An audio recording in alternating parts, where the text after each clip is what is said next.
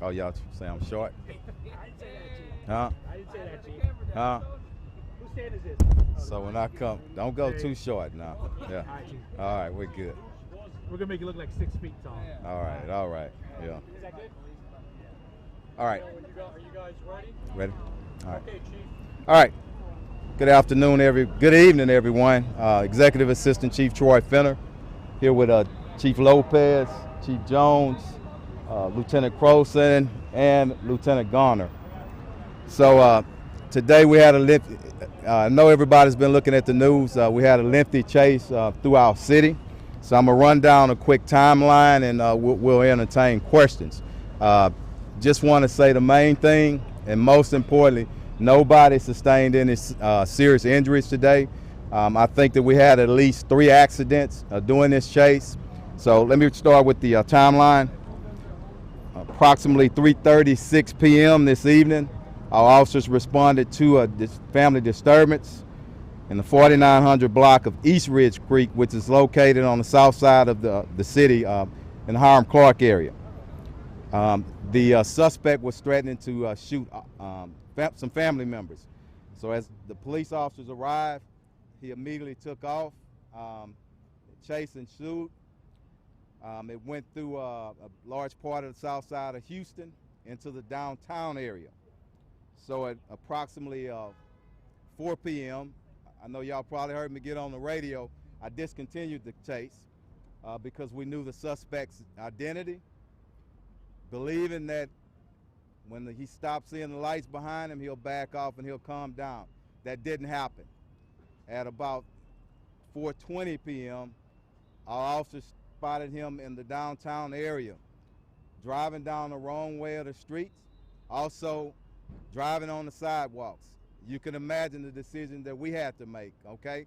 Because I'm not gonna let him run over some of our citizens.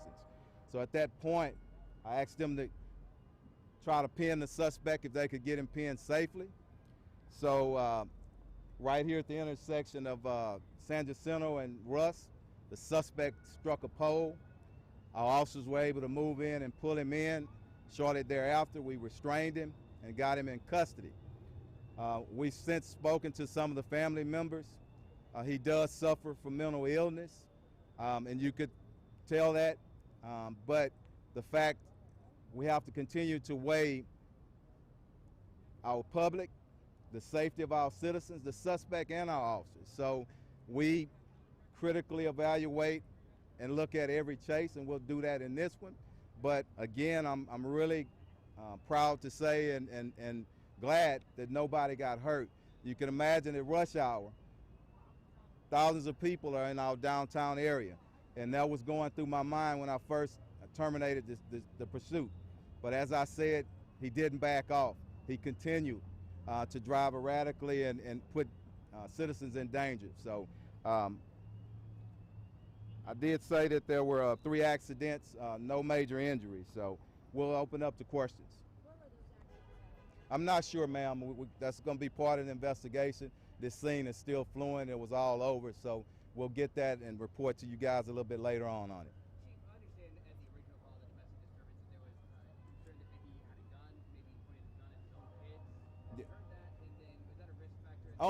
Only that right now that he threatened with guns, threatened some of his family members, threatened to shoot him. So we don't know if we recovered a gun or anything on right now, but nobody's hurt in his family. We did verify that.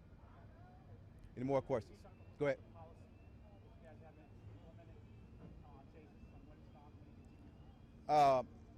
When it becomes so dangerous, and I without going into too many details, because to me, our chases become tactical sometimes, and I'll tell you, it's a constant.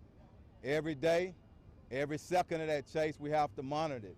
And when it becomes so dangerous, we have to weigh that and what the suspect is wanted for, the danger to the citizens, our police officers, and the suspect.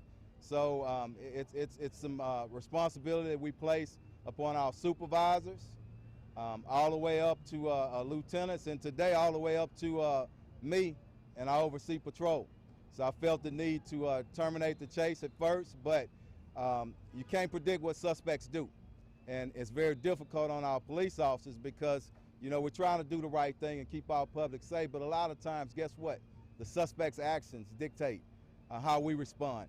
And we're definitely going to respond the way we did today when he continued to put our citizens in danger, because we're not, and I won't let and stand back and say, well, hey, the policy says this, it don't say that.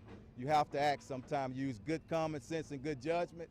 And I'm going to tell you, this police department under Chief Officer Vado, when our officers follow our policy and they use good common sense and good judgment, we're going to stand behind them.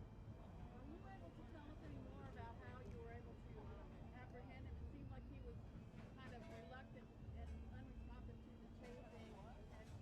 Yeah, I don't know if he's going to be under the influence of anything. I told you, I know he has a history of mental illness, so if he was under the influence, that's going to just complicate matters, but he didn't go willingly. There was some resistance. I think our officers were very patient and trying to give him time to relax. I was there, I witnessed a lot of it, and I was very proud of that. Yes, we breached the window. We breached a couple of windows to try to get him out. Chief, I know you haven't seen the video yet, but there's a video of where they got him to stop with the sound pole. And officers got him stuck in traffic, walked up to the window, tried to get him out, and this guy took off. In the video, it looks like he almost runs over. Yeah, he had a total disregard for safety of anybody on here, but again, I don't know his motivations. Again, I'm saying he's suffering from mental illness, and we got to deal with everybody in our city. It's a big city. You got to deal with people with mental illness. Some people just mean and evil. Other people are on drugs or whatnot, and we deal with all of them. We do a pretty good job with it. Well, the question I ask you that is to say anything to say to those officers who put their lives in front of a car Hey, and stop them from driving over the city. hats off to our men and women in uniform. Hats off to them, okay? Nobody's perfect, but at the same time, I'm proud of them. Every day, it's an officer that put his or her life in danger to protect our citizens, and that's what we signed up for. How did you finally stop the vehicle? It seemed you had to corral him. Was that the case? Well, thank God that the pole got in his way, okay? So that's a good thing. Pole got in his way, and he got disabled the vehicle, and we were able to move in our shops and pin him in. So. I saw one of your vehicles getting towed away right now. Did he hit the police vehicle? Yes, I know we have damage on it, but that's part of the investigation. Yes, ma'am. Can you explain a little more how you guys got him out of the car? It's a struggle. You know, we breached the window, one of the windows. Before we did, we gave him verbal commands, but again, he's in that state where he's not listening to anything, and we had to go in and get him out the vehicle forcefully. No suspect name right now. You know, African-American male. He appeared to be in his mid-age guy, so, but we'll tweet that out to you after we get these charges filed on him. Yeah. Yeah, thanks for asking that question. So we transported him to the hospital to make sure he's okay for observation reasons, and then, you know, we'll handle the charges.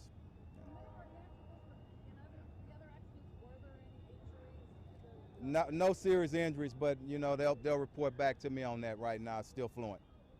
Yeah. Any more questions? Thank y'all very much. All right. Are we going to get into the Spanish? Yes.